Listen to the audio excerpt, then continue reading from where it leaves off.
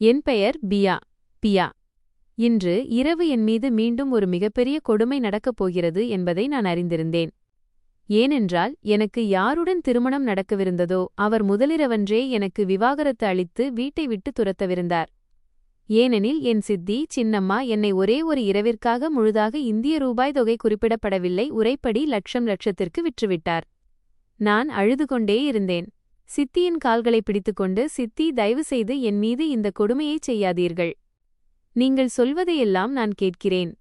ஆனால் எனக்கு இந்த திருமணத்தை மட்டும் செய்து வைக்காதீர்கள் என்று அலறினேன்.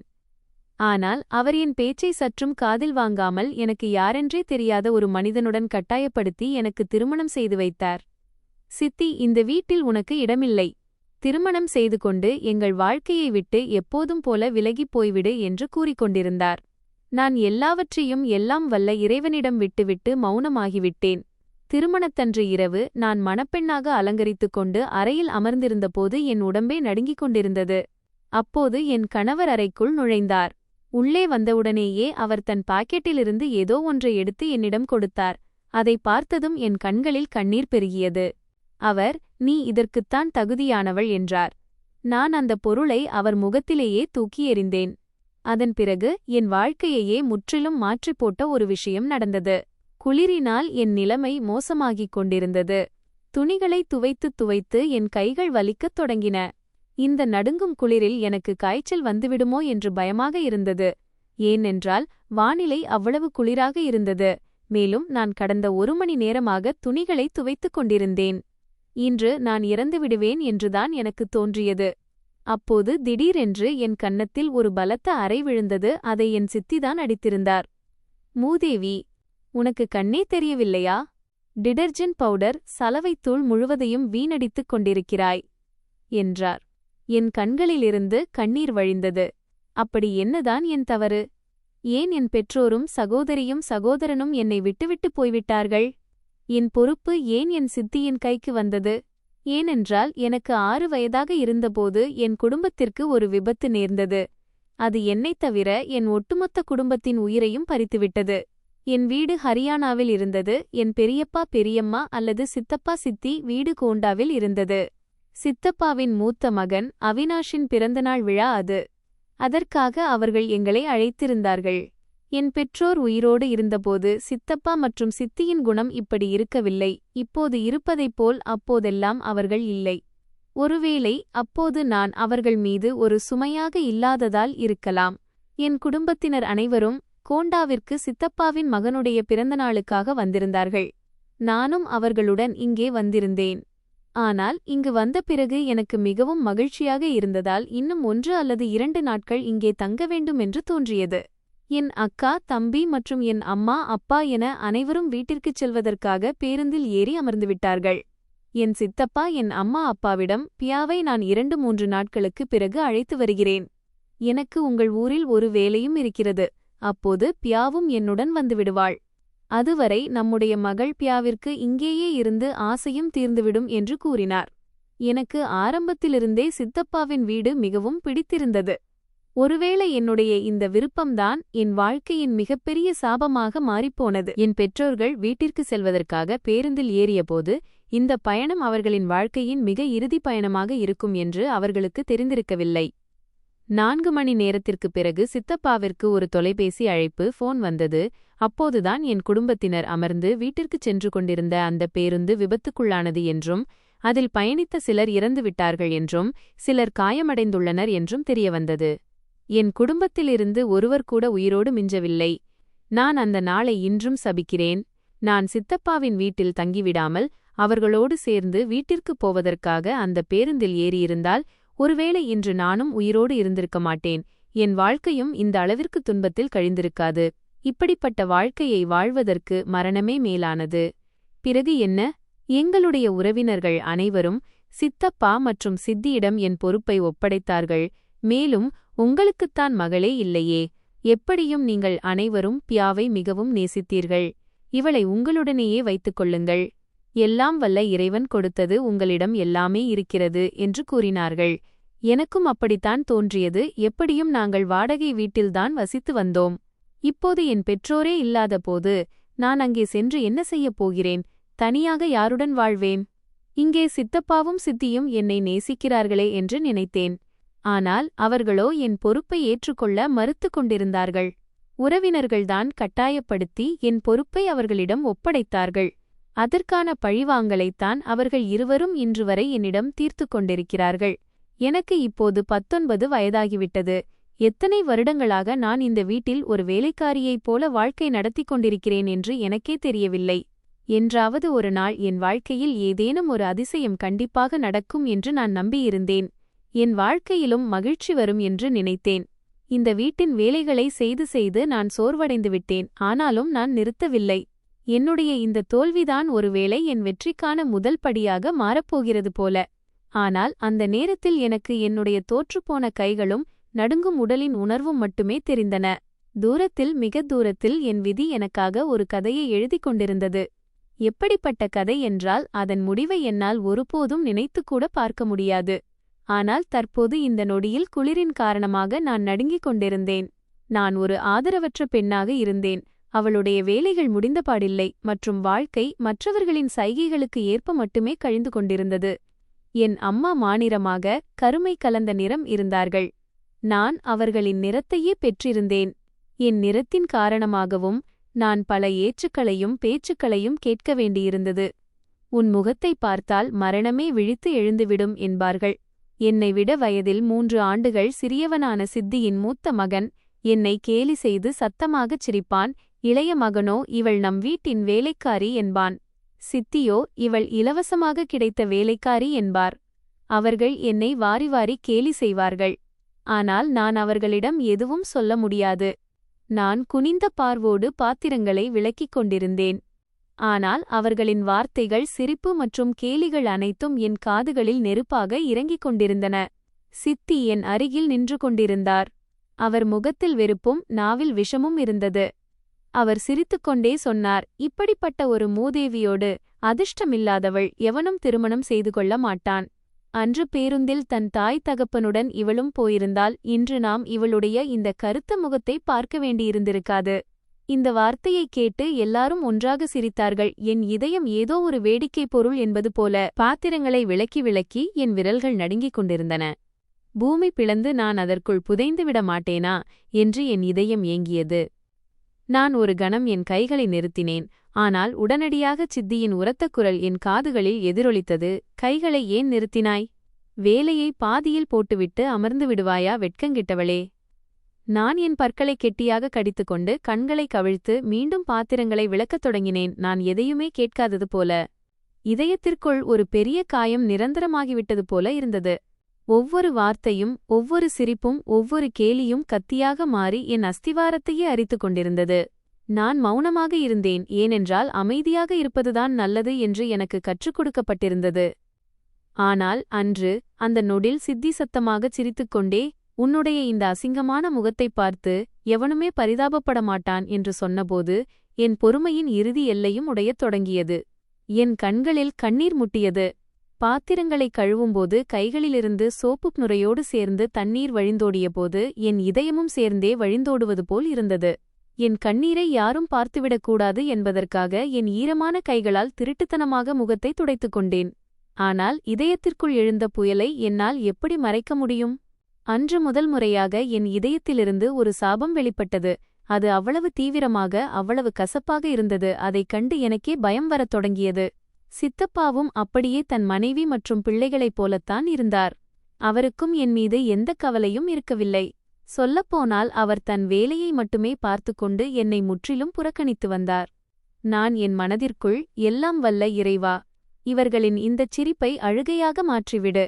இவர்களின் ஒவ்வொரு மகிழ்ச்சியையும் துக்கமாக மாற்றிவிடு. என்னை கேலி செய்பவர்களுக்கு அவமானத்தின் சுவையை ஊட்டிவிடு என்று வேண்டினேன். நான் எப்போதும் இவர்களின் நன்மைக்காகவே பிரார்த்தனை செய்து வந்தேன். ஆனால் இன்று முதல் முறையாக இவர்களுக்கெதிராக சாபமிட்டு அமர்ந்திருந்தேன். என்னைப் பொறுத்தவரை வாழ்க்கை என்பது வெறும் ஏச்சுப்பேச்சுகளின் குவியலாக மட்டுமே எஞ்சியிருந்தது. கருப்பி, உதவாதவள், மூதேவி என ஒவ்வொரு நாளும் என்னை ஒரு புதிய வார்த்தையால் அழைப்பார்கள். எனக்கு என்று ஒரு சொந்தப் பெயர் இருப்பதே இல்லை என்பது போல. இந்த ரணமாக்கும் வார்த்தைகளே என் அடையாளமாகியிருந்தன. நானும் எல்லாவற்றையும் சத்தமில்லாமல் சகித்துக் கொண்டு வந்தேன். இரவில் அனைவரும் தங்கள் அறைகளில் நிம்மதியாக உறங்கிக் கொண்டிருக்கும்போது நான் ஒரு மூலையில் சுருண்டு அமர்ந்து கொள்வேன்.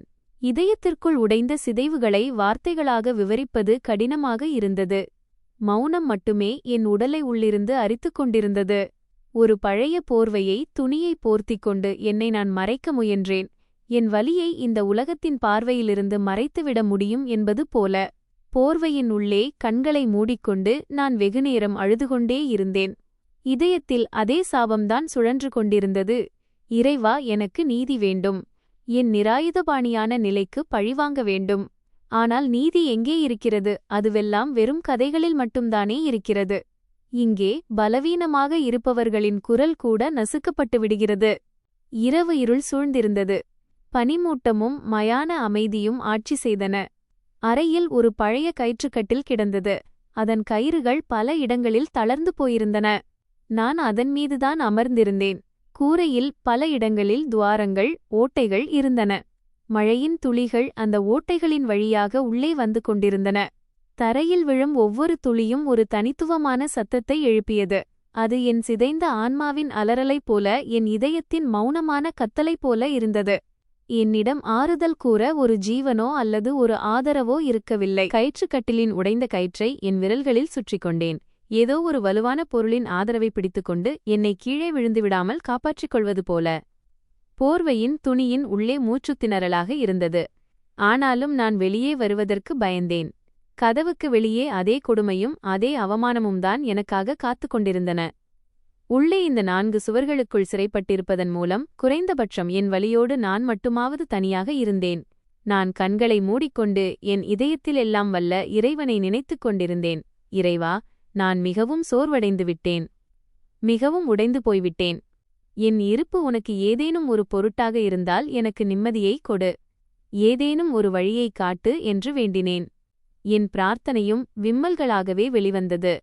ஒவ்வொரு இரவுக்குப் பிறகும் ஒரு காலை விடியும் என்று சிறுவயதில் கேள்விப்பட்டிருந்தேன். ஒவ்வொரு இருளுக்குப் பிறகும் வெளிச்சம் வரும் என்பார்கள். ஆனால் இந்த இரவோ அல்லது இந்த இருளோ முடிவடைவதற்கே பெயர் எடுக்கவில்லை. மழையின் சத்தம் அதிகரிக்கத் தொடங்கியது. சொட்டும் துளிகளின் சத்தம் பலத்ததாக மாறியது. அறையின் ஒரு மூலையில் தண்ணீர் தேங்கத் தொடங்கியது. நான் கட்டிலை இழுத்து மற்றொரு மூலைக்கு கொண்டு செல்ல முயன்றேன். ஆனால் கட்டிலோ முனகிக் கொண்டே இருந்தது. நான் தோல்வியை ஒப்புக்கொண்டேன். ஒருவேளை இந்த இன்னல்களும் என் விதியின் ஒரு பகுதியாகத்தான் இருந்திருக்க வேண்டும். வெளியே உலகம் எதுவும் அறியாமல் தூங்கிக் கொண்டிருந்தது. உள்ளே என் இருப்போ விழித்திருந்தபடியே இறந்து கொண்டிருந்தது. நான் போர்வையின் உள்ளே திருட்டுத்தனமாக அழுது கொண்டே இறைவனிடம் மற்றொரு பிரார்த்தனையைச் செய்தேன். அது மிகவும் மௌனமான ஆனால் உண்மையான பிரார்த்தனையாக இருந்தது. இறைவா, எனக்கும் யாருடைய அன்பாவது கிடைக்கட்டும். என்னுடைய இந்த உடைந்த நிலையை ஏற்றுக்கொள்பவர் யாராவது இருக்கட்டும். என்னுடைய இந்த வெறிச்சோடிய வாழ்க்கையில் வண்ணங்களை நிரப்புபவர் யாராவது இருக்கட்டும். ஒருவேளை இந்த பிரார்த்தனை பல வருடங்களுக்குப் பிறகுதான் ஏற்றுக்கொள்ளப்படும் என்பதை நான் அறிந்திருந்தேன். அல்லது இது ஒருபோதும் நடக்காமலேயே கூட போகலாம். ஆனாலும் இறைவனிடம் பிரார்த்தனை செய்வதற்கான தைரியம் இன்னும் எனக்குள் அழிந்துவிடவில்லை. காலையின் லேசான வெளிச்சமறைக்குள் வந்து கொண்டிருந்தது. நான் என் கண்களை மிகவும் சிரமப்பட்டு திறந்தேன். உடலின் ஒவ்வொரு பாகமும் வலிக்கத் தொடங்கியது. இரவு முழுவதும் இருந்த குளிரும் பயமும் என் எலும்புகள் வரை உறைந்து போகச் செய்திருந்தன. ஆனால் விழிப்பதும் மீண்டும் வேலையில் இறங்குவதும் என் கட்டாயமாக இருந்தது. நான் அந்த பழைய போர்வையை ஒரு பக்கமாக தூக்கி எறிந்துவிட்டு கனத்த அடிகளுடன் வெளியே நடந்தேன். அதிகாலையில் எனக்கு காலை உணவு உண்பதற்கான பாக்கியம் கூட கிடைப்பதில்லை. என் அம்மா உயிரோடு இருந்த காலத்தில்தான் நான் கண் விழித்த உடனேயே எனக்கு காலை உணவு தருவார்கள். பசியின் காரணமாக என் கண்களுக்கு கீழே கருவளையங்கள், டார்க் சர்க்கிள்ஸ் விழுந்திருந்தன. உதடுகளில் வறட்சி, ட்ரைனஸ் ஏற்பட்டிருந்தது. ஆனால் காலை உணவு உண்ணாமலேயே வேலையைத் தொடங்குமாறு சித்தியின் கட்டளை இருந்தது. நான் வீட்டை பெருக்கி சுத்தம் செய்யத் தொடங்கினேன். மேலும் அனைவருக்கும் காலை உணவையும் சமைத்தேன். ஏதோ ஒரு இயந்திரத்தில் மாற்றம் ஏற்பட்டது போல என் கைகள் தானாகவே இயங்கிக் கொண்டிருந்தன. மூளை காலியாக இருந்தது. உடல் மட்டுமே வேலை செய்து கொண்டிருந்தது. இதயம் உள்ளுக்குள் அலறிக் கொண்டிருந்தது. ஆனால் அந்த அலறல்கள் நாவை வந்தடையவில்லை. இந்த வேலைகளுக்கு என்னை நானே பழக்கப்படுத்திக் கொண்டேன்.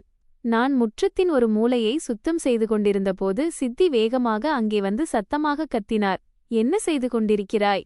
தரையில் கையை இப்படி தேய்த்துக் கொண்டிருக்கிறாய், உன் காதலன் யாரையாவது வரவழைப்பது போல.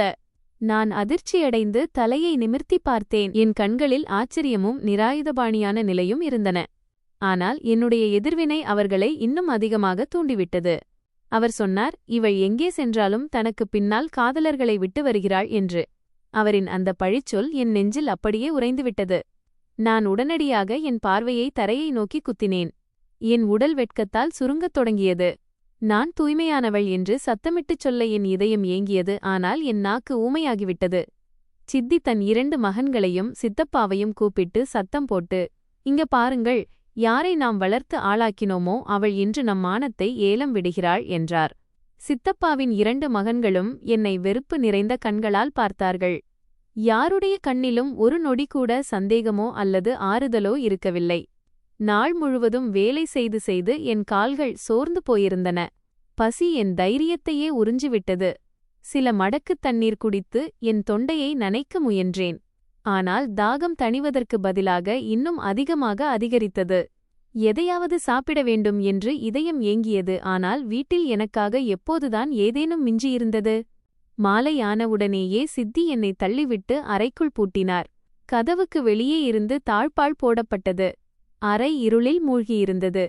உள்ளே இருந்த துர்நாற்றமும் ஈரப்பதமும் நான் சுவாசிப்பதையே கடினமாக்கியது. நான் சுவற்றின் ஆதரவோடு அமர முயன்றேன். குளிர்ந்த சுவர் என் உடலில் ஒரு நடுக்கத்தை ஓடச் செய்தது. நான் என் முழங்கால்களை நெஞ்சோடு சேர்த்துக்கொண்டு போர்வையால் என்னைச் சுற்றிக் கொண்டேன். இந்த தனிமை என் பழைய தோழியாக இருந்தது. என் விதியின் ஒரே ஒரு பகுதியாக இதுதான் இருந்தது. அது ஒவ்வொரு நாளும் படிக்கப்பட்டது. பசியால் வயிற்றில் சுருட்டத் தொடங்கியது. நான் என் வயிற்றின் மீது கையை வைத்துக் கொண்டேன். இப்படி அழுத்துவதால் வலி குறைந்துவிடும் என்பது போல. கதவுக்கு அப்பாலிருந்து சிரிப்பு, கேலி மற்றும் பேச்சுகளின் சத்தம் வந்து கொண்டிருந்தது. அவர்களின் மகிழ்ச்சியில் என் துன்பத்திற்கு எந்த பங்கும் இருக்கவில்லை. நான் என் இடத்திலேயே மௌனமாக அமர்ந்திருந்தேன். மூடிய கண்களோடு என் காயங்களை வருடிக் கொண்டிருந்தேன். எல்லாவற்றையும் விட மிகவும் கொடூரமானது என்னவென்றால், நான் எந்த குற்றமும் செய்யவில்லை என்பதுதான். என் தவறு எல்லாம் என் பெற்றோர் இந்த உலகத்தில் இல்லை மற்றும் உறவினர்கள் என் பொறுப்பை சித்தப்பா சித்தியிடம் ஒப்படைத்து விட்டார்கள் என்பது மட்டும்தான். நான் ஒரு அனாதை. இந்த உலகத்தில் ஒருவேளை மிகப்பாரிய குற்றம் என்னவென்றால் பலவீனமாக இருப்பதுதான். இரவு கடந்து கொண்டே இருந்தது. காலம் உறைந்துவிட்டது போல தோன்றியது. பசியின் பதற்றத்தால் என் மூளை செயலற்று போனது. கடந்து போன ஒவ்வொரு நொடியும் என் பொறுமையை சோதித்துக் கொண்டிருந்தது. என் கண்கள் வெறுமையாயின. கண்ணீரும் இப்போது என்னை கைவிட்டு விட்டது போல இருந்தது. நான் இறைவனிடம் பிரார்த்தனை செய்தேன். இறைவா, எந்த நாளில் இந்த கதவு சுதந்திரத்தை நோக்கித் திறக்கும்? எந்த நாளில் இந்த இருள் விலகி எனக்கு வாழ்வதற்கான உரிமை கிடைக்கும் என்று. ஆனால் தற்போதைக்கோ என்னுடைய ஒவ்வொரு நாளும் ஒரு புதிய கேலி, ஒரு புதிய பழிச்சொல் மற்றும் ஒரு புதிய சிறைவாசத்தின் பெயராகவே இருந்தது. பசியின் காரணமாக என் உடல் பலவீனமடைந்து கொண்டிருந்தது. ஆனால் இதயத்தில் இருந்த பாரமோ நாளுக்கு நாள் அதிகரித்துக் கொண்டே சென்றது. அந்த இரவில் பசியோடும் தாகத்தோடும் சிறைப்பட்டிருந்த நான் இறைவனை மீண்டும் நினைவு கூர்ந்தேன். ஒவ்வொரு இரவும் நான் செய்யும் அதே பிரார்த்தனைதான் அது. இறைவா, என்னை உன்னிடமே அழைத்துக்கொள் அல்லது என்னை காப்பாற்று. ஆனால் இந்த துன்பத்திலிருந்து என்னை வெளியேற்று. நான் என் தலையை சுவற்றில் சாய்த்து கொண்டேன். கண்களை மூடினேன். இதயத் துடிப்பு மெதுவாகிக் கொண்டிருந்தது. உடலின் சோர்வு ஆன்மாவுக்குள் இறங்கிவிட்டது.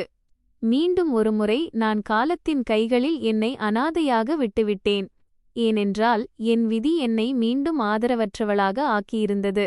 இரவு ஆழமாகவும் இரக்கமற்றதாகவும் மாறியிருந்தது. அறையில் அடைக்கப்பட்டிருந்த என் மூச்சு குறையத் தொடங்கியது. கதவில் பூட்டு இருந்தது. ஜன்னல் மட்டும்தான் என் இறுதி நம்பிக்கையாக இருந்தது. ஜன்னல் மிகவும் சிறியதாக இருந்தது. எவ்வளவு என்றால் ஒரு மெலிந்த உடல் அதிலிருந்து மிகவும் சிரமப்பட்டுத்தான் வெளியேற முடியும். நான் என் கைகளால் ஜன்னலின் துருப்பிடித்த கதவை இழுத்தேன். அதன் சத்தம் அறைக்குள் எதிரொலித்தது. யாராவது கேட்டு விடுவார்களோ என்று இதயம் பயந்து நடுங்கியது. ஆனால் பிறகு இதயம் தனக்குத்தானே சமாதானம் கூறிக்கொண்டது. இப்போதும் நான் வெளியேறவில்லை என்றால் ஒருபோதும் என்னால் வெளியேற முடியாமல் போகலாம். துணிகள் எங்கும் மாட்டிக்கொள்ளக்கூடாது என்பதற்காக நான் துணியை என் இடுப்பில் கட்டிக்கொண்டேன். நான் நடுங்கும் கைகளோடு ஜன்னல் மீது ஏற முயன்றேன். பலவீனமான உடலின் நிலை என் உயிரையே வாங்கியது. ஆனால் சுதந்திரத்தின் மீதான நம்பிக்கை இவை எல்லாவற்றையும் விட மேலோங்கி இருந்தது. நான் இன்னும் ஒரு முறை பலத்தை கூட்டினேன். கால்கள் வழுக்கின. முழங்கை சுவற்றில் உரசித் தோலுரிந்தது. வலியின் ஒரு கூர்மையான அலை என் உடல் முழுவதும் ஓடியது. ஆனாலும் நான் என்னை கீழே விழவிட்டு விடவில்லை. தற்கப்போதைக்கு நான் ஜன்னலுக்கு வெளியே தொங்கிக் கொண்டிருந்தேன். கீழே தரை அவ்வளவு தூரத்தில் இல்லை. ஆனால் என் உடலின் நிலைக்கு அந்த உயரம் மிக அதிகமாக இருந்தது. ஒரு கணம் நான் நின்று எல்லாம் வல்ல இறைவனை நினைத்துக் கொண்டேன். கண்களை மூடி என்னை நான் கீழே விட்டுவிட்டேன். தரையில் மோதிய உடனே என் உடல் வலியால் துடித்தது. முழங்கை, முழங்கால், கைகள் என எல்லாமே தோலுரிந்து போயின. பல இடங்களிலிருந்து இரத்தம் வழியத் தொடங்கியது. என் மூச்சே நின்றுவிடுவது போல் இருந்தது. ஆனால் நான் கண்களைத் திறந்து வானத்தை பார்த்தபோது முதல் முறையாக சிறையின் பூட்டு உடைவதை உணர்ந்தேன். நான் நடுங்கும் கைகளால் என்னை இழுத்துக் கொண்டு எழுந்தேன். தெரு இருளில் மூழ்கியிருந்தது. அங்கொன்றும் இங்கொன்றும் நாய் குரைக்கும் சத்தம் கேட்டுக்கொண்டிருந்தது. நான் தள்ளாடும் அடிகளோடு ஓடத் தொடங்கினேன். ஒவ்வொரு அடியும் வலியைத் தந்தது. ஆனால் இதயம் இன்னும் கொஞ்சம் தூரம்தான், இன்னும் கொஞ்சம் தூரம்தான் என்று சொல்லிக்கொண்டே இருந்தது. எனக்கு மூச்சு வாங்கியது. குளிர்ந்த காற்று காயங்களில் பட்டு அவற்றை இன்னும் அதிகமாக குத்தியது. கால்களில் தெம்பு இல்லை, ஆனாலும் நான் ஓடிக்கொண்டிருந்தேன். பின்னால் இருந்த சிறைவாசம், கேலிப் பேச்சுகள், அடிதடி என எல்லாவற்றையும் பின்னால் விட்டுவிட வேண்டும் என்ற வெறியில் நான் பைத்தியமாகியிருந்தேன். சில தெருக்களைக் கடக்கும்போது என் தலை சுற்றத் தொடங்கியது. நான் ஒரு சாக்கடைக்கு அருகில் தள்ளாடி விழுந்தேன். கைகள் தரையில் மோதின. என் துணிகளில் சேறு ஒட்டிக்கொண்டது. ஆனால் இன்று எனக்கு அதைப் பற்றி எந்த கவலையும் இருக்கவில்லை. நான் மீண்டும் ஒருமுறை எழுந்திருக்க முயன்றேன், ஆனால் உடல் ஒத்துழைக்கவில்லை. என்னைச் சுற்றி இருள் பரவியது. எப்போதாவது தூரத்து விளக்கின் லேசான வெளிச்சம். என் கண்களுக்கு முன்னால் இருள் சூழத் தொடங்கியது. காயங்கள் என் உடலை முற்றிலும் சிதைத்திருந்தன. நான் இறுதி முறையாக வானத்தை நோக்கப் பார்த்தேன். நான் தைரியமாக முயற்சி செய்திருந்தேன். பிறகு என் உடல் தரையில் சுருண்டு விழுந்தது. மயக்கத்தின் இருளுக்குள் செல்வதற்கு முன்னால் யாரோ எனக்கு அருகில் வருவது போல் எனக்குத் தோன்றியது. ஏதோ ஒரு சத்தம், ஏதோ ஒரு காலடி ஓசை. அதற்குப் பிறகு ஒட்டுமொத்தமாக மயான அமைதி சூழ்ந்தது. கண் விழித்துப் பார்த்தபோது நான் மீண்டும் அதே வீட்டின் முற்றத்தில் இருப்பதைக் கண்டேன். நான் தரையில் சிதறிக் கிடந்த குப்பைகளில் சுருண்டு கிடந்தேன்.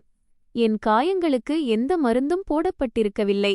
வெறும் கேலிப் பேச்சுகள் மட்டுமே இருந்தன. சித்தி என் தலைமாட்டில் நின்று கொண்டிருந்தார். அவர் கண்களில் நெருப்பும் நாவில் விஷமும் இருந்தது.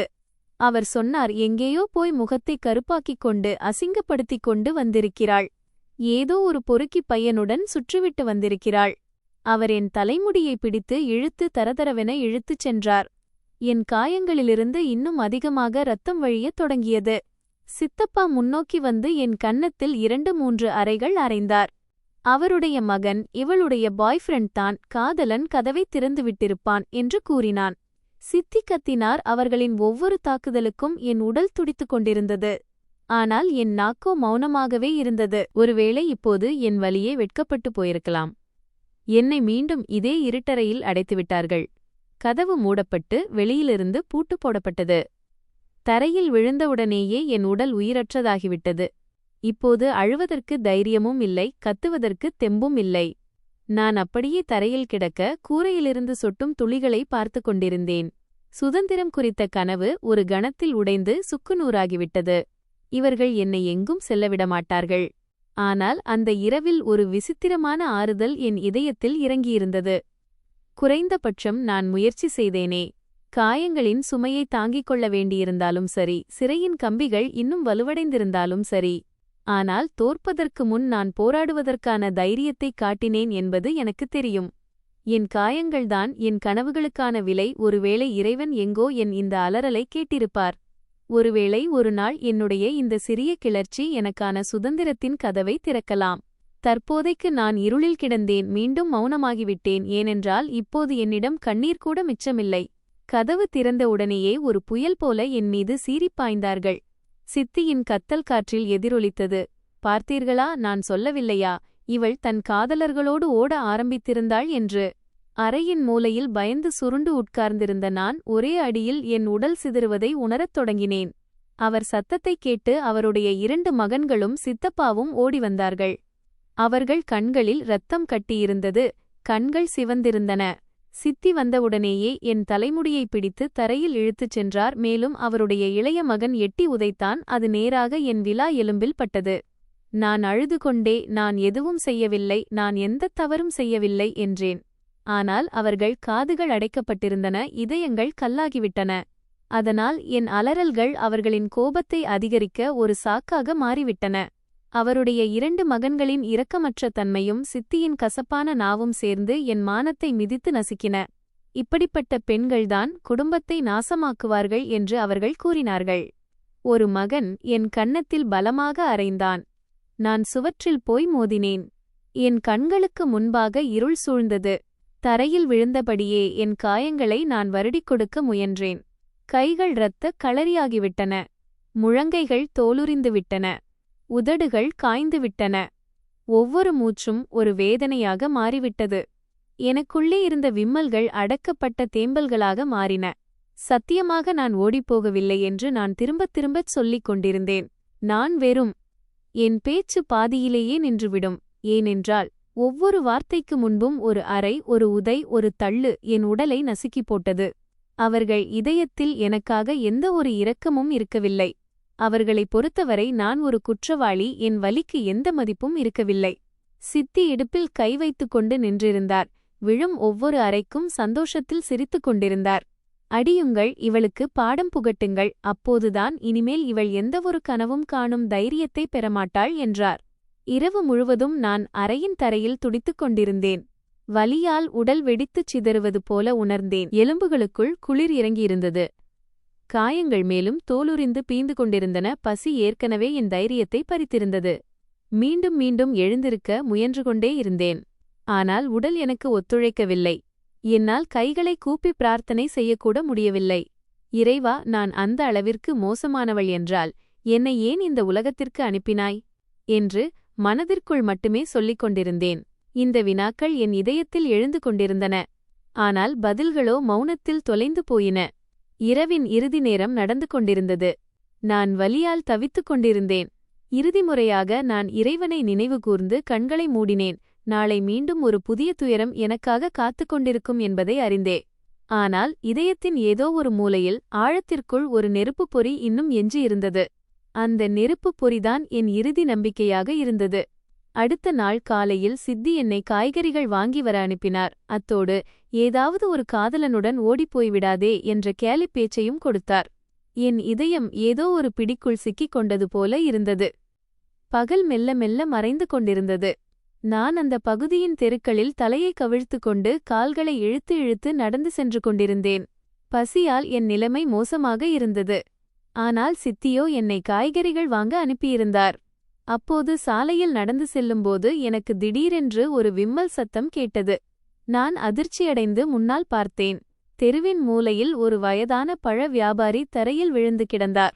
அவருடைய தள்ளுவண்டியிலிருந்த பழங்கள் சிதறிக் கிடந்தன.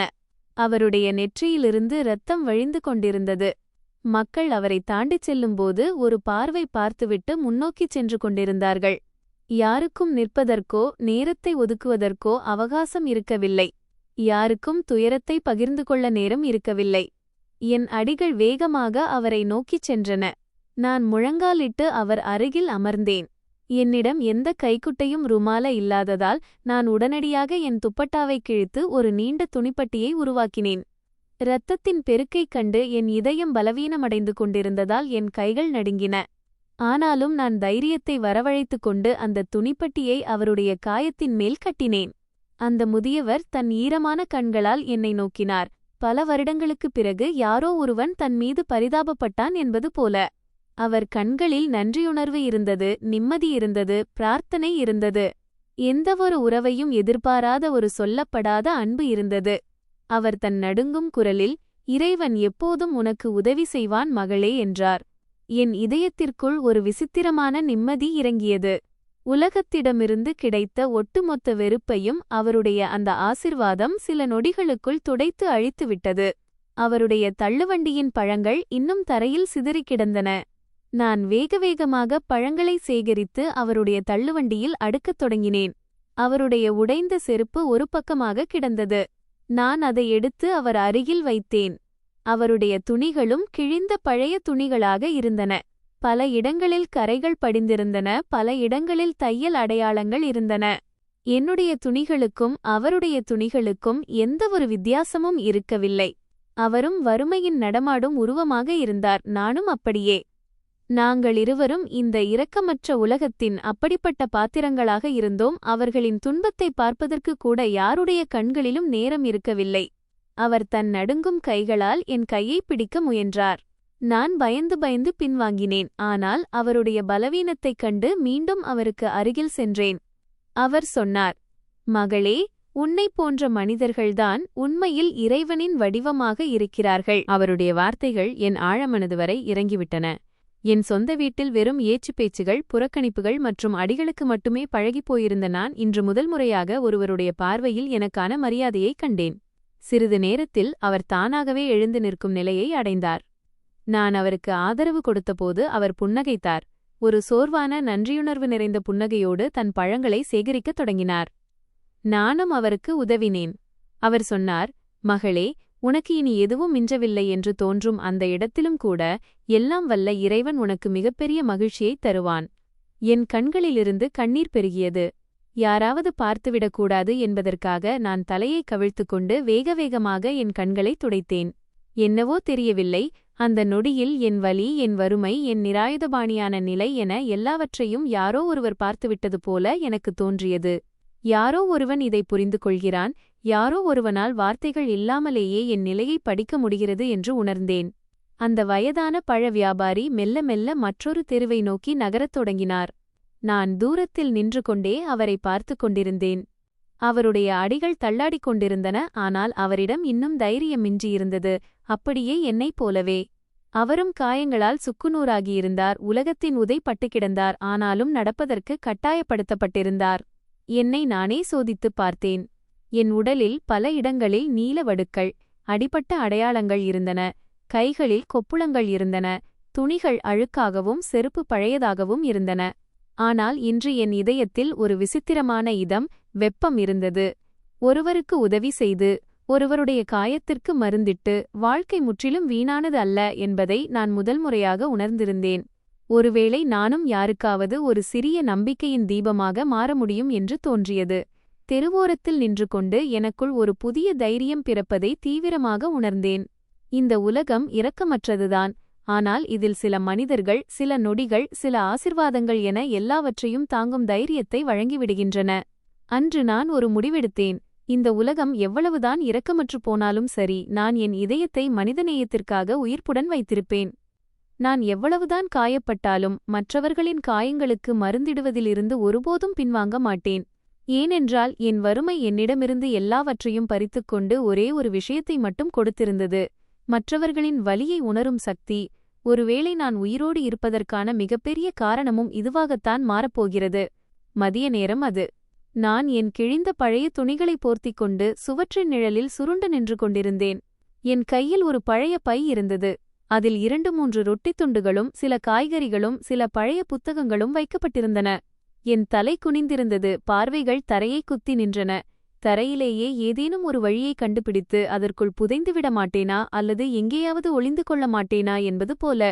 சாலையில் நடந்து செல்லும் மனிதர்கள் என்னை திரும்பித் திரும்பி பார்த்து கொண்டிருந்தார்கள்.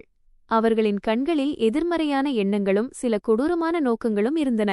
நான் ஏதோ ஒரு விசித்திரமான வினோதப் பொருள் என்பது போல. நான் ஒவ்வொரு அடியிலும் அந்த பார்வைகளின் கொடூரத்தை என் உடல் மீது உணர்ந்து கொண்டிருந்தேன். என் செருப்பு உடைந்தும் சிதைந்தும் போயிருந்தது. நடக்கும்போது மீண்டும் மீண்டும் கால்கள் வழுக்கின, தடுமாற்றம் ஏற்பட்டது. காலின் விரல்கள் தூசியில் மூழ்கி கருத்துப் போயிருந்தன. நான் ஏதேனும் ஒரு கடையின் அல்லது சுவற்றின் நிழலில் ஒளிந்து கொள்ள முயன்றேன். ஆனால் எல்லா இடங்களிலும் ஒவ்வொரு திருப்பத்திலும் மனிதர்கள் என்னை பார்த்துவிட்டு விசித்திரமாக பேசத் தொடங்கினார்கள். என்னை நானே பார்த்து எனக்குள் அவமானமாக இருந்தது. இந்த உலகத்தின் முன்னால் நான் ஒரு ஆதரவற்ற, நிராயுதபாணியான, துரதிர்ஷ்டம் பிடித்த பெண்ணாக இருந்தேன். வந்து செல்வோர் ஒவ்வொருவரின் பார்வையும், இதுதான் வறுமையின் முடிவு, இதோ இந்த முகத்தை காட்டித்தான் நாம் நம் குழந்தைகளை மிரட்டுகிறோம் என்று சொல்வது போல் இருந்தது. யாருடைய முகத்திலும் இரக்கம் இருக்கவில்லை. யாருடைய கண்ணிலும் ஆறுதல் இருக்கவில்லை. நான் வெறும் ஒரு வேடிக்கைப் பொருளாக ஆகிக் கொண்டிருந்தேன். என் தொண்டை வறண்டது, கண்களில் கண்ணீர் மிதக்கத் தொடங்கியது. ஆனால் நான் என் இமைகளை கெட்டியாக மூடிக்கொண்டேன். எனக்கு அழுவது எளிதாக இருந்தது. ஆனால் இந்த இரக்கமற்ற பார்வைகளின் முன்னால் கண்ணீர் சிந்துவது என்னை இன்னும் அதிகமாக அவமானப்படுத்துவதாக இருந்தது. நான் என் உதடுகளை மூடிக்கொண்டு என்னை நானே தேற்றிக் கொண்டேன். சில குழந்தைகள் எனக்கு அருகில் கடந்து சென்றனர். ஒரு குழந்தை என்னை நோக்கி தன் தாயிடம், அம்மா, இவள் பார்க்க பிச்சைக்காரி மாதிரி இருக்கிறாள் என்று கூறியது. அந்த தாய் குழந்தையை முறைத்துப் பார்த்து அமைதியாக்கினார். ஆனால் தன் பார்வையை என் மீது நிலைக்கச் செய்தபடியே முன்னோக்கி நகர்ந்தார். நானும் ஒரு மனிதன்தான். நானும் யாருக்கோ பிறந்த மகள்தான். எனக்கும் ஆசைகள் இருந்தன, கனவுகள் இருந்தன. நான் ஒரு அனாதை என்ற காரணத்தினால் இந்த சமூகத்தில் எனக்கு எந்த மதிப்பும் இல்லை. ஆனால் என் இதயம் இப்போதும் துடித்துக் கொண்டுதான் இருக்கிறது என்று சத்தமிட்டு கூற என் இதயம் ஏங்கியது. ஆனால் என் நாக்கோ மௌனமாகிவிட்டது போல இருந்தது. மௌனம் மட்டும்தான் எனக்கான ஒரே வழியாக இருந்தது. நான் சுவற்றில் சாய்ந்து கொண்டு மீண்டும் ஒருமுறை என்னை சுருக்கிக் கொண்டேன். வேறு துணிகளின் துண்டுகளை வைத்து தைக்கப்பட்டிருந்த என் ஆடைகள் இப்போது கிழியத் தொடங்கியிருந்தன. என் உடலின் ஒவ்வொரு பாகமும் வறுமையின் அடியால் சிதைந்து போனது போல் இருந்தது. என் நிலையைப் பார்த்து மனிதர்கள் தங்கள் குழந்தைகளுக்கு பாடம் புகட்டுவது போல் இருந்தது. எனக்கு என்னை நினைத்தே அவ்வளவு விசித்திரமாக இருந்தது. நான் இப்பொழுதே இறந்து போனாலும் கூட யாருக்கும் எந்த ஒரு வித்தியாசமும் ஏற்பட்டுவிடப் போவதில்லை. இந்த உலகம் பணம் படைத்தவர்களோடுதான் இருக்கிறது. யாரிடம் குடும்பம் இருக்கிறதோ, யார் அழகாக இருக்கிறார்களோ, யார் அழகான ஆடைகளை அணிகிறார்களோ, யார் பளபளக்கும் வாகனங்களில் அமர்கிறார்களோ அவர்களோடுதான் இருக்கிறது. எனக்கான இடம் இங்கே இல்லை. என் விதி ஒருவேளை அந்த மண்ணை போன்றதுதான். அதை எல்லாரும் தங்கள் காலணிகளால் மிதித்து துவைத்துவிட்டு சென்று விடுகிறார்கள். நான் என் பையை கெட்டியாக பிடித்துக் கொண்டேன். அதில் ஏதோ மதிப்புமிக்க புதையல் இருப்பது போல. அதில் சில காய்கறிகள் மட்டும்தான் இருந்தன. அவற்றை எடுத்துக்கொண்டு இன்று நான் வீட்டிற்குச் செல்லவில்லை என்றால் எனக்கான ஒரு புதிய முசீபத்த பிரச்சனை அங்கே தயாராகிவிடும். நான் இன்னும் சில அடிகள் நடந்து ஒரு நாற்சந்தியில் சௌராகா நின்றேன். முன்னால் இருந்த நடைபாதையில் ஃபுட்பாத் பல பெண்கள் அமர்ந்திருந்தார்கள். சுத்தமான உடைகளை அணிந்து தங்கள் குழந்தைகளுடன் பேசிக்கொண்டிருந்தார்கள். அவர்களின் பேச்சுகளை கேட்டுக்கொண்டிருந்தார்கள். அவர்களோடு சிரித்துக்கொண்டும் விளையாடிக் கொண்டும் இருந்தார்கள். இதெல்லாம் எனக்கு வேறொரு உலகத்தின் பகுதியாகத் தோன்றியது. நான் சத்தமில்லாமல் என் துப்பட்டாவை என் மீது நன்றாக போர்த்திக் கொண்டு பின்வாங்கினேன். அந்த மகிழ்ச்சியும் சிரிப்பும் நிறைந்த உலகம் எனக்கானது அல்ல. மழை பலத்திருந்தது. நான் காய்கறிகளை வாங்கிக் கொண்டு வீட்டின் வாசலை அடைந்தபோது என் செருப்புகள் சேற்றில் புதைந்தன. நான் எப்படியோ காலை வெளியே எடுத்து முன்னோக்கி நடந்தேன். நான் உள்ளே கால் வைத்த உடனேயே சித்தியின் குரல் இடி முழக்கத்தைப் போல எதிரொலித்தது. அவர், இப்போதுதான் வருகிறாளா, தன் காதலர்களை சந்தித்துவிட்டு மழையில் நனைந்தபடி என்றார். அவருடைய வார்த்தைகளைக் கேட்டு நான் அப்படியே உறைந்து நின்றேன். என் இதயத் துடிப்பு ஒரு கணம் நின்றுவிட்டது போல இருந்தது. நான் வேகமாக காய்கறி பையை ஒரு பக்கமாக வைத்துவிட்டு கதவின் நிலப்படியை கடந்தேன். என் உடல் மிக கொடூரமாக நடுங்கிக் கொண்டிருந்தது. ஆனால் அதைவிட அதிகமாக என் இதயம் நடுங்கிக் கொண்டிருந்தது. சித்தி என் துணிகளின் மீது தன் பார்வையைச் செலுத்தினார். பிறகு விஷத்தை கக்குவது போல சொன்னார், சீதனம், திறமையற்ற வரதட்சணை இல்லாமல் உனக்கு திருமணம் நடக்காது. உனக்கு 2 பைசா அளவு கூட மானம் மரியாதை இல்ல. ஒன்றுமில்லாத உன்னை வளர்த்து ஆளாக்கி இவ்வளவு பெரியவளாக்கி விட்டோம். இப்போது உன்னை எங்கள் வீட்டிலிருந்து மரியாதையாக வெளியேற்றுவதற்கு கூட உனக்கு வரதட்சணையும் கொடுக்க வேண்டியிருக்கும். அவரின் ஒவ்வொரு வார்த்தையும் அம்பாக மாறி என் நெஞ்சில் தைத்துக் கொண்டிருந்தது. என் உதடுகள் நடுங்கத் தொடங்கின. ஆனாலும் நான் மௌனமாக இருந்தேன். என்னுடைய இந்த மௌனம் என்னை மேலும் அவமானப்படுத்துவதற்கு அவர்களுக்கு கிடைத்த மற்றுமொரு வாய்ப்பாக அமைந்தது. அவர் சொன்னார், உன்னை எவன் கூட்டிட்டுப் போவான்? உனக்கு முகமும் ஒழுங்காக இல்லை, உனக்கு புத்தியும் இல்லை. நீ வெறும் ஒரு மூதேவி, அதிர்ஷ்டமில்லாதவள். மழையின் துளிகள் கூரையிலிருந்து ஒழுகி என் தலையின் மேல் விழுந்து கொண்டிருந்தன. எனக்குள் இருந்த மனநிலையும் இப்போது இந்த மழையைப் போலவே பொழிந்து கொண்டிருந்தது. என் நனைந்த உடலின் மீது அவர்களின் ஒவ்வொரு வார்த்தையும் விஷமாக மாறிப் பொழிந்தது. நானும் பயந்த பூனையைப் போல ஒரு மூலையில் சுருண்டு நின்று கொண்டிருந்தேன். துணிகள் உடலோடு ஒட்டிக்கொண்டிருந்தன. உடல் குளிரினால் விரைத்துக் கொண்டிருந்தது. ஆனாலும் யாரும் எனக்கொரு போர்வை, கம்பளி கொடுக்க வரவில்லை. ஆறுதலாக 2 வார்த்தைகள் பேசுவதற்கு கூட யாரும் இருக்கவில்லை. நான் என் துப்பட்டாவை இன்னும் கெட்டியாக போர்த்திக் கொண்டு ஒரு மூலையில் அமர்ந்தேன். என் கண்கள் மீண்டும் மீண்டும் மூடிக்கொண்டிருந்தன. ஆனால் என் இதயம் விழித்திருந்தது. விழும் ஒவ்வொரு கேலிப்பேச்சும் இதயத்தின் சுவரில் மற்றொரு பிளவை, விரிசலை ஏற்படுத்திக் கொண்டிருந்தது. மாலை பொழுது மறையத் தொடங்கியது. மழை லேசாகியிருந்தது. நான் என்னை சமாளித்துக் கொண்டு முற்றத்திற்கு சென்று வேலைகளில் இறங்கினேன். பாத்திரங்களை கழுவுவது, தண்ணீர் எடுப்பது, குப்பைகளை சுத்தம் செய்வது என. பிறகு திடீரென்று என் பார்வை முற்றத்திற்கு வெளியே இருந்த கதவின் அருகில் விழுந்தது. ஒரு ஒல்லியான மெலிந்த பிச்சைக்காரன் அங்கே அமர்ந்திருந்தான். மழையின் துளிகளால் நனைந்திருந்த அவனுடைய தாடி முற்றிலும் வெளுத்திருந்தது, வெள்ளையாகியிருந்தது. அவனுடைய முகத்தில் வறுமையின் கோடுகள் தெரிந்தன. ஆனால் அவனுடைய கண்களில் ஒரு விசித்திரமான ஒளி இருந்தது. நான் தயக்கத்துடன் அவனை பார்த்துவிட்டு என் வேலையில் மூழ்கினேன். ஆனால் என் இதயம் பதற்றமடைந்தது. அந்த பிச்சைக்காரன் மென்மையான குரலில் அழைத்தான், "மகளே, கொஞ்சம் கேள்." நான் நின்றேன். என் இதயத்தில் அதே பயம்தான் இருந்தது. ஆனால் அவனுடைய குரலில் ஒரு சொந்த பந்தத்தின் உணர்வு இருந்ததால் என் அடிகள் வேகமாக முன்னோக்கிச் சென்றன. அவன் புன்னகைத்துவிட்டுச் சொன்னான், "மகளே, உன்னுடைய கண்களில் இருக்கும் வலியை என்னால் பார்க்க முடிகிறது." என் இமைகள் நனையத் தொடங்கின. அவன் சொன்னான், "ஒவ்வொரு இரவும் தூங்குவதற்கு முன்னால் இறைவனிடம் பிரார்த்தனை செய். ஆழமனதிலிருந்து பிரார்த்தனை செய். எல்லாம் வல்ல இறைவன் உன்னுடைய வாழ்க்கையின் எல்லா துன்பங்களையும் துயரங்களையும் நீக்கிவிடுவான். மேலும் உன்னுடைய வாழ்க்கையிலிருந்து எல்லா இருளையும் அழிக்கும்படியான ஒரு மிகப்பெரிய அதிசயத்தைச் செய்வான்." நான் தலையைக் கவிழ்த்து கொண்டு நின்றிருந்தேன். என் கைப்பிடிகள் இறுகியிருந்தன. சத்தமிட்டு அழவேண்டும் என்றும் என் இதயத்தில் இருக்கும் ஒட்டுமொத்த வேதனைகளையும் இந்த பிச்சைக்காரனிடம் கொட்டித் தீர்த்துவிட வேண்டும் என்றும் என் மனம் ஏங்கியது. ஆனால் நான் என்னை கட்டுப்படுத்திக் கொண்டேன். மௌனமாக மட்டுமே என் தலையை அசைத்தேன். அவனுடைய வார்த்தைகளை என் இதயத்தின் மிக ஆழமான ஒரு இடத்தில் பதித்துக் கொண்டேன்.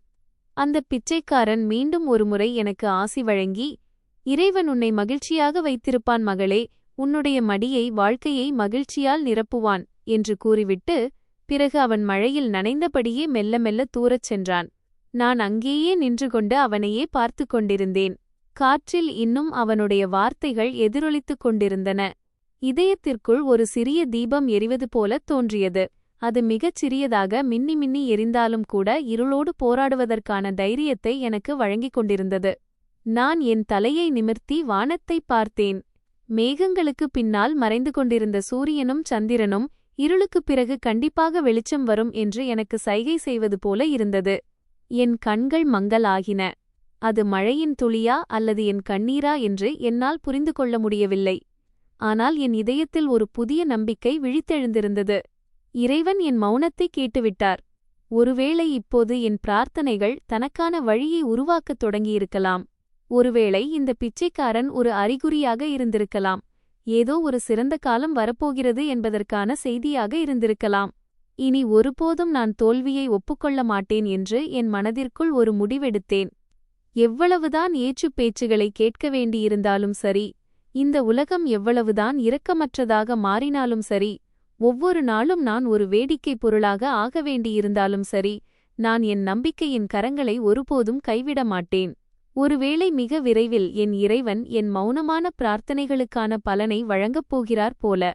நாட்கள் கடந்து கொண்டே சென்றன. கோடைக்காலமும் வந்துவிட்டது. என் இதயத்தின் மீது இன்னும் பனிமூட்டம் சூழ்ந்திருப்பது போலவும் ஒரு விசித்திரமான பதற்றம் நிலவுவது போலவும் இருந்தது. அன்று சித்தி வீட்டை சுத்தம் செய்து கொண்டிருந்தார். திரைகளை கர்டன்ஸ் மாற்றிக் கொண்டிருந்தார். ஜன்னல்களை கழுவிக் கொண்டிருந்தார். ஏதோ ஒரு விருந்தினர் வரப்போவது போல.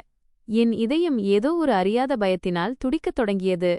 நான் பாத்திரங்களை கழுவிக் கொண்டிருந்தபோது இன்று சில விருந்தினர்கள் வருகிறார்கள் என்று கேள்விப்பட்டதும் என் கை கால்கள் நடுங்கின. விருந்தினர்கள் எனக்காகத்தான் வந்து கொண்டிருந்தார்கள். என் வரன் பெண் பார்ப்பதற்காக. சித்தித் துணி அலமாரியிலிருந்து தன்னுடைய ஒரு பழைய சூட்டை ஆடையை என்னிடம் கொடுத்தார். அது தோராயமாக 4 வருடங்கள் பழமையான ஒரு ஆடை.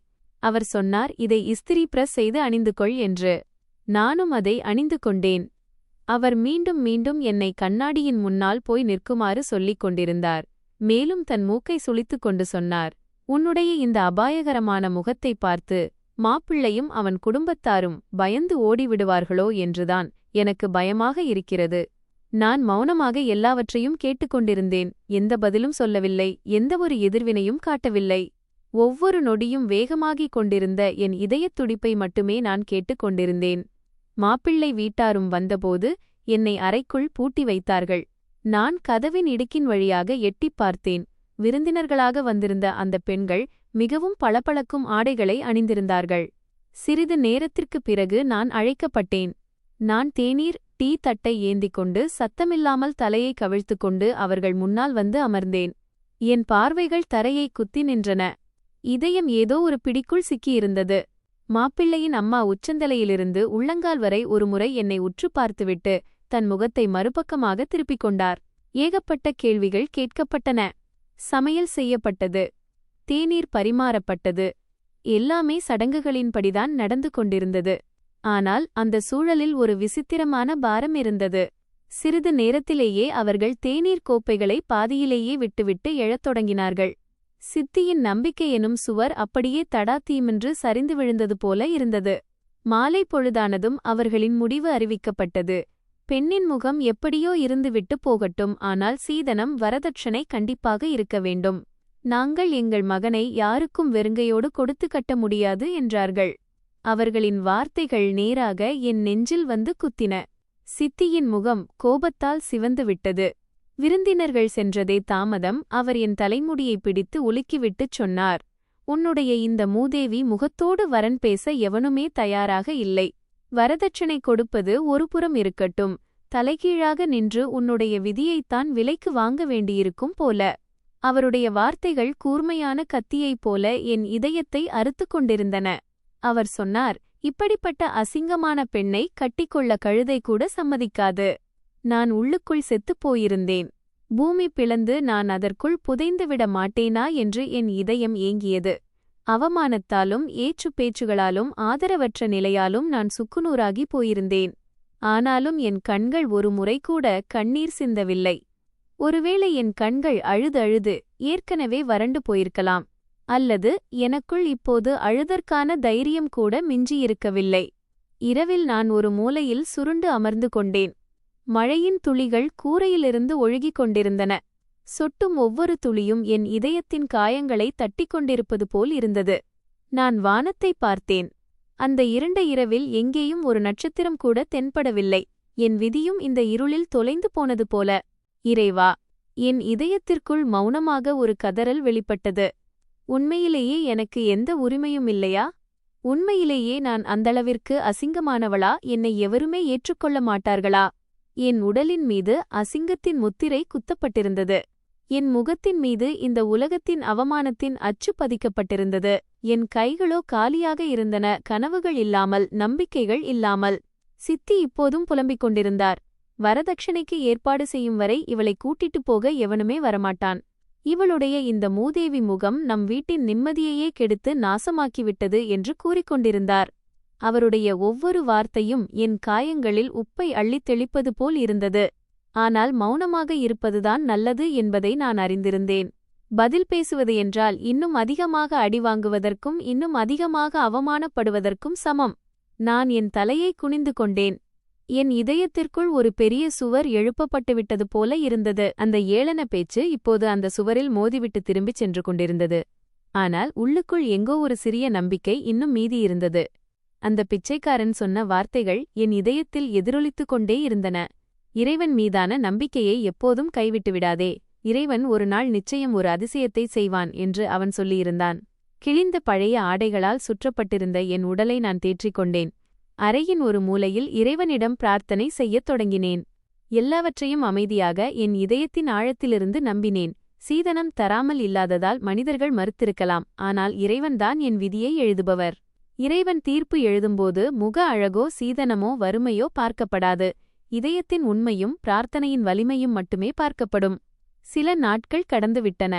அத்தையின் பேச்சுகள், அவருடைய மகனின் ஆச்சரியம் நிறைந்த பார்வைகள், மாமாவின் கோபம் மற்றும் ஒரு அறியாத சலசலப்பு வீட்டில் எதிரொலித்துக் கொண்டிருந்தது. நான் என் பழைய ஆடைகளை அணிந்து கொண்டு சமையலறையில் பாத்திரங்களை கழுவிக் கொண்டிருந்தேன். அப்போது அத்தை என்னருகில் வந்து தன் அசிங்கமான கசப்பான புன்னகையுடன், கேளடி, உனக்கு ஒரு வரன் வந்திருக்கிறது, அதுவும் ஒரு பணக்கார குடும்பத்திலிருந்து என்று கூறினார். இதைக் கேட்டதும் என் கையிலிருந்த பாத்திரம் நழுவி கீழே விழுவதிலிருந்து தப்பியது. பணக்கார குடும்பத்திலிருந்து வரனா, அதுவும் எனக்கா? எனக்கு எதுவும் புரியவில்லை. ஒரு கணம் என் இதயம் மகிழ்ச்சியால் துள்ளியது. ஆனால் அடுத்த கணமே பயத்தின் ஒரு குளிர்ந்த அலை என் உடல் முழுவதும் பரவியது.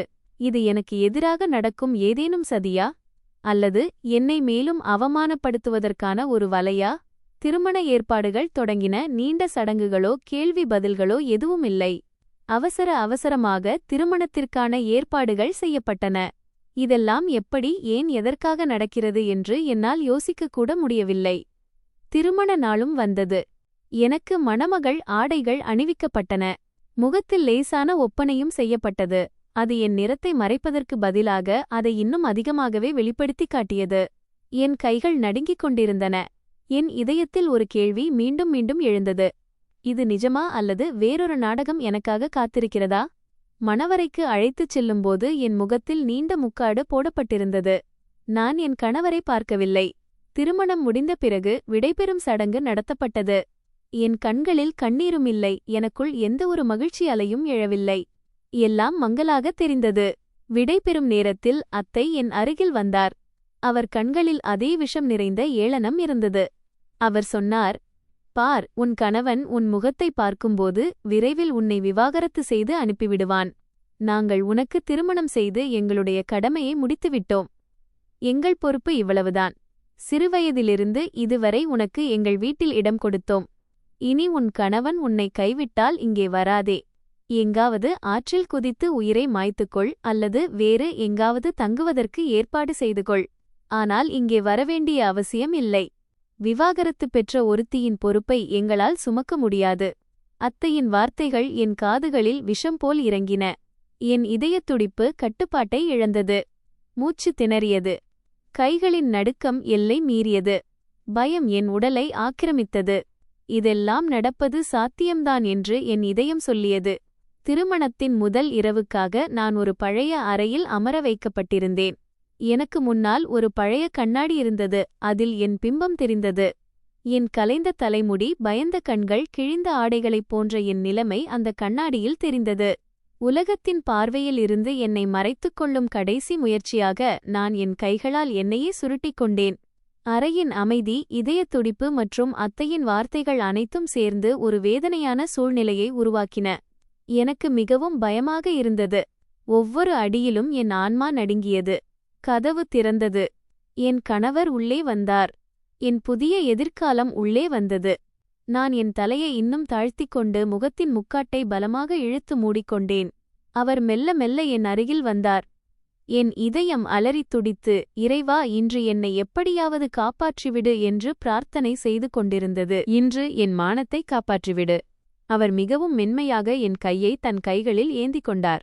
நான் என் கண்களை பலமாக மூடிக்கொண்டிருந்தேன். என் கைகளின் நடுக்கம் கட்டுப்பாட்டை மீறிப்போயிருந்தது. அவர் மெதுவாக என் முக்காட்டை உயர்த்தினார். நான் என் இமைகளை இறுக மூடியபடியே வைத்திருந்தேன். மூச்சை அடக்கிக் கொண்டிருந்தேன். இந்த நொடி என் வாழ்க்கையின் மிக கொடூரமான நொடியாக எனக்கு தோன்றியது. என் முகத்தை பார்த்தவுடனேயே அவர் வெறுப்புடன் தன் முகத்தை திருப்பிக் கொள்வார் என்று நான் அறிந்திருந்தேன். என் அவமானத்தின் ஒரு புதிய புயல் எனக்காக காத்துக் கொண்டிருந்தது. அறையில் சிறிது நேரம் அமைதி நிலவியது. பின்னர் திடீரென்று அவர் என் கையை தன் நெற்றியில் வைத்துக்கொண்டு நடுங்கும் குரலில் கூறினார், இறைவனின் பெருங்கருணை, நீ எனக்கு கிடைத்துவிட்டாய். இதைக் கேட்டதும் என் இதயத் துடிப்பே நின்றுவிட்டது போல் இருந்தது. நான் மங்கலான கண்களால் அவரை பார்த்தேன். அவர் கண்கள் நனைந்திருந்தன. அவர் அழுது கொண்டிருந்தார். நான் ஆச்சரியத்தோடும் பயத்தோடும் அவரை பார்த்து கொண்டிருந்தேன். அவர் நடுங்கும் குரலில் கூறினார், 2 ஆண்டுகள், முழுமையாக 2 ஆண்டுகள், நான் உன்னை அடைவதற்காக இறைவனிடம் தினமும் பிரார்த்தனை செய்து கொண்டிருந்தேன், உன்னைத்தான் என் மனைவியாக்க வேண்டும் என்று. உள்ளத்தால் அழகாக இருக்கும் ஒருத்திதான் என் மனைவியாக வரவேண்டும் என்று நான் விரும்பினேன். இன்று இறைவன் என் பிரார்த்தனையை கேட்டுவிட்டார். என் சுவாசம் ஏதோ ஒரு விசித்திரமான நிலைக்கு மாறியது. என் கண்களிலிருந்து கண்ணீர் வழியத் தொடங்கியது. அந்த கண்ணீர் பல வருடங்களாக இருந்த பழைய காயங்களுக்கும் வேதனைகளுக்கும் ஏளன பேச்சுகளுக்கும் பதிலாக அமைந்தது. அது எனக்கு அன்பின் மீதான நம்பிக்கை, மரியாதையின் முதல் உணர்வு மற்றும் மகிழ்ச்சியின் முதல் தூறலாக இருந்தது. அறையின் சூழல் அமைதியை நோக்கி கரையத் தொடங்கியது. பயமிருந்த இடத்தில் நம்பிக்கை குடிபுகுந்தது. அவமானமிருந்த இடத்தை மரியாதை பிடித்துக் கொண்டது. என் காதுகளில் அத்தையின் விஷம் போன்ற வார்த்தைகள் இப்போது எதிரொலிப்பதற்கு பதிலாக மெல்ல மெல்ல மறையத் தொடங்கின. அவர் சொன்ன வார்த்தைகள் எங்கோ வெகு தூரத்திற்குச் சென்றுவிட்டன. ஒருவேளை என் விதி மாறக்கூடும். ஒருவேளை இறைவனின் கருணை என் மீது தாமதமாக கிடைத்திருக்கலாம், ஆனால் கிடைத்துவிட்டது. அந்த இரவில் என் விதியும் என்னை பார்த்து புன்னகைக்க கற்றுக்கொண்டது. திருமண இரவின் அந்த அமைதி ஒரு விசித்திரமான முறையில் இதயத்தில் பாரத்தை ஏற்றிக் கொண்டிருந்தது. என்னை சுற்றியிருந்த ஒவ்வொரு விஷயமும் ஒரு கனவைப் போலத் தோன்றியது. பிரகாசிக்கும் ஒவ்வொரு ஒளிக்கு மத்தியிலும் என் இதயம் படபடவென்று அடித்துக்கொண்டு ஏதோ ஒரு அறியாத முடிவை நினைத்து பயந்து கொண்டிருந்தது. அறையில் லேசான நறுமணம் பரவியிருந்தது. ஆனால் என் கைகள் வியர்வையால் நனைந்திருந்தன. நான் என் துப்பட்டாவின் முந்தானையை பலமாக பிடித்துக் கொண்டிருந்தேன். அதன் துணையோடுதான் என் தைரியம் நிலைத்திருப்பது போல. அவர் என்னவெல்லாம் சொல்லிக் கொண்டிருந்தாரோ அதையெல்லாம் உண்மையாகத்தான் சொல்லிக் கொண்டிருந்தார். அவர் கண்களில் அன்பின் அந்த பெருங்கடல் இருந்தது. அது பொய் சொல்ல முடியாது. அவர் முன்னோக்கி வந்து, ஞாபகம் இருக்கிறதா அந்த நாள் நீ ஒரு காயமடைந்த பழ வியாபாரிக்கு உதவியது என்று கூறியபோது என் மூச்சே நின்றுவிட்டது போல் இருந்தது. நான் ஆச்சரியத்தில் மூழ்கினேன். என் பார்வையில் ஒரு சிறிய நற்செயலாக இருந்த அது நிஜமாகவே அவருடைய வாழ்க்கையோடு இணைந்திருந்ததா? அவர் புன்னகைத்து தன் கண்களை தாழ்த்திக் கொண்டார். பின்னர் கூறினார், நான் ஒரு போலீஸ் அதிகாரி. ஒரு ஆபத்தான குற்றவாளியை துரத்தும்போது துப்பாக்கி சூடுபட்டு நான் காயமடைந்திருந்தேன். எதிரிகளிடமிருந்து தப்பிப்பதற்காக என் சீருடையை மறைத்துவிட்டு ஒரு சாதாரண காய்கறி வியாபாரியின் உருவத்தை நான் எடுத்திருந்தேன். அவர் சொன்னதைக் கேட்டு என் கண்கள் ஆச்சரியத்தால் விரிந்தன. ஒட்டுமொத்த உலகமும் அவரை புறக்கணித்துக் கொண்டிருந்தது. மக்கள் அருகில் வந்தும் அவருக்கு உதவ தயாராக இல்லை. ஆனால் நான் அந்த காயமடைந்த அந்நியருக்கு எந்த ஒரு சுயநலமும் இல்லாமல் ஆதரவு கொடுத்திருந்தேன். அவர் கூறினார், உன் கபடுசூதற்ற குணமும் உன் நன்மையும் என் இதயத்தை தொட்டது. நான் உன் கண்களை உற்றுப் பார்த்து நீ மிகவும் நல்லவள் என்பதை தெரிந்து கொண்டேன். அன்றிலிருந்து என் இதயம் உன்னை விரும்பிவிட்டது. எவ்வளவு காலம் எடுத்தாலும் எவ்வளவு தடைகள் வந்தாலும் உன்னைத்தான் என் வாழ்க்கையின் பாதியாக்கிக் கொள்வேன் என்று நான் உறுதியெடுத்திருந்தேன். என் கண்களிலிருந்து தொடர்ந்து கண்ணீர் வழிந்து கொண்டே இருந்தது. என் காயங்களின் மீது பல வருடங்களாக தூவப்பட்டு கொண்டிருந்த உப்பின் மீது இன்று யாரோ ஒருவர் அன்பெனும் மருந்தை தடவியிருந்தார்கள். அவருடைய பலமான பிடி என் கையின் மீது இருந்தது. இனி என்னை ஒருபோதும் தனியாக விட்டுவிட மாட்டேன் என்று அவர் வாக்குறுதி அளிப்பது போல அது இருந்தது. இறைவன் என் பிரார்த்தனைகளுக்கான பலனை எனக்கு கொடுத்துவிட்டார். எனக்குள் உடைந்திருந்த எல்லாச் சுவர்களும் திடீரென்று ஒன்றாக இணைந்துவிட்டது போல் எனக்கு தோன்றியது. எல்லா வேதனைகளும் எல்லா கெட்ட வார்த்தைகளும் ஒரு கணத்தில் அர்த்தமற்றதாகி போயின. என் மனதில் அத்தையின் விஷம் போன்ற பேச்சுகள், அவருடைய பிள்ளைகளின் அக்கிரமங்கள், மாமாவின் கோபம் என எல்லாமே சுழலத் தொடங்கின. அந்த நொடியில் இறைவன் நம்மை ஒருபோதும் தனியாக விடுவதில்லை என்பதை நான் உணர்ந்து கொண்டேன். ஒட்டுமொத்த உலகமே நம்மை நிராகரித்தாலும் அவர் நம் பிரார்த்தனைகளுக்கான பலனை நிச்சயம் நமக்குத் தருவார். இறைவன் உன்னை தாங்கி பிடித்துக் கொண்டால் யாராலும் உன்னை வீழ்த்த முடியாது. என் கணவர் என் கையை தன் கைகளில் பலமாகப் பற்றிக்கொண்டு, இனிமேல் உன்னுடைய ஒவ்வொரு காயமும் என்னுடையது. உன்னுடைய ஒவ்வொரு மகிழ்ச்சியும் என் மகிழ்ச்சி. உன்னுடைய ஒவ்வொரு ஆசையையும் நிறைவேற்றுவது என் கடமை என்று கூறினார். அவர் சொன்னதைக் கேட்டதும் என் ஆன்மாவில் அமைதி இறங்கத் தொடங்கியது. அன்பின் நறுமணம் ஒவ்வொரு வலியையும் ஒவ்வொரு வேதனையையும் தனக்குள்ளே உறிஞ்சிக் கொண்டது. இரவின் இருள் அன்பின் ஒளியால் நிரம்பியது. அநீதியின் இரவு இப்போது முடிவுக்கு வந்திருந்தது. அன்பின் ஒரு புதிய பிரகாசமான காலை பொழுது என் முன்னால் நின்று கொண்டிருந்தது. நான் என் இதயத்திற்குள்ளேயே இறைவனை நினைத்துக் கொண்டேன். இதெல்லாம் என் பிரார்த்தனைகளின் விளைவுதான் என்று யோசித்தேன். எனக்கு ஆசி வழங்கிய அந்த பிச்சைக்காரனின் ஆசியின் விளைவு இது. ஒவ்வொரு கண்ணீரும் ஒவ்வொரு இரவின் பிரார்த்தனையும் எல்லாமே பலன் கொடுத்துவிட்டன. இறைவன் இன்று என் மானத்தை காப்பாற்றியது போல என் அன்பையும் என் இல்லத்தையும் என் பிரார்த்தனையையும் எப்போதும் பாதுகாப்பாக வைத்திருக்கிறான். இவ்விதமாக அநீதியின் இரவு முடிவுக்கு வந்தது. என் வாழ்க்கை இப்போது ஒரு புதிய பாதையில் பயணிக்கத் தொடங்கியது. நான் என் கணவருடன் மிகவும் மகிழ்ச்சியாக இருக்கிறேன். நண்பர்களே, எங்கள் கதை உங்களுக்கு பிடித்திருக்கும் என்று நம்புகிறேன். கதை பிடித்திருந்தால் வீடியோவை லைக் செய்யுங்கள். சேனலுக்கு புதியவராக இருந்தால் சேனலை சப்ஸ்கிரைப் செய்யுங்கள். மேலும் அடுத்த அப்டேட் உங்களுக்கு மிக விரைவில் கிடைப்பதற்காக நோட்டிஃபிகேஷன் பெல்லையும் நிச்சயம் அழுத்துங்கள்.